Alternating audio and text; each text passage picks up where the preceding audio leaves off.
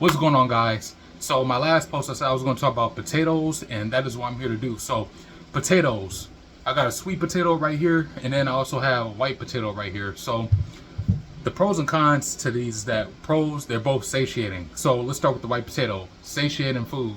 When I combine it with proteins and healthy fats, is a very, very satiating food. But the con to it is that it's high on a glycemic index, and lots of times you hear that it's not really nutrient dense.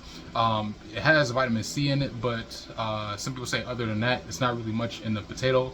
From from my experience, it is very satiating. So that's one of the things about the white potato. And depending on how you cook it, the glycemic index definitely depends on that. So now when we get to sweet potato is a lot more nutrient dense. It has vitamin A, vitamin C, potassium. Is low on the glycemic index, and it has benefits to the body. It's very nutrient dense. Now, my thing is, I like baking my potatoes, so I like baking both of these. This is how I prefer to eat them.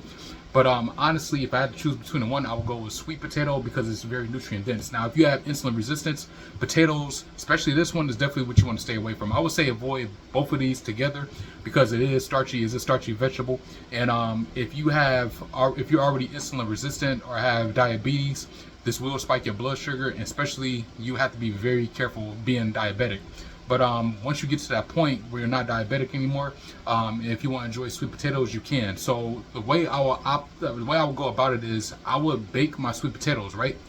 And then what will happen is I'll do some progressive overload strength training, and then I'll also put this in the freezer or put it in the refrigerator, let it cool down some, and then what ends up happening is it becomes a resistant starch. And if you don't understand any of this, no worries, I'll make separate videos about the stuff that I'm saying, the resistant starch and everything.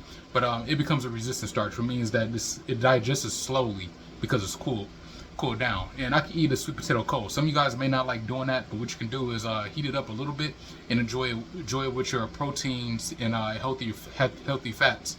And because what will happen is this will even lower that glycemic index some more. So it's not getting into the fat storage, it goes into the muscle, especially after you get done doing a progressive overload workout. So sweet potatoes is definitely what you want to go with. If you guys like white potatoes, I would say same situation.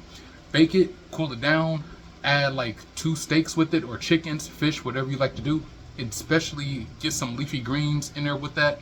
Combine it with this, eat it together with this potato, so it won't spike your blood sugar so high, and it'll have like a nice, your blood sugar be nice and stable, energy levels will be nice and stable throughout the day. So that is my thing about sweet potatoes. So give it a try, see how you like it with that specific experiment that I gave you, and comment down below. If you guys want to see more health hacks like this, follow for more, please.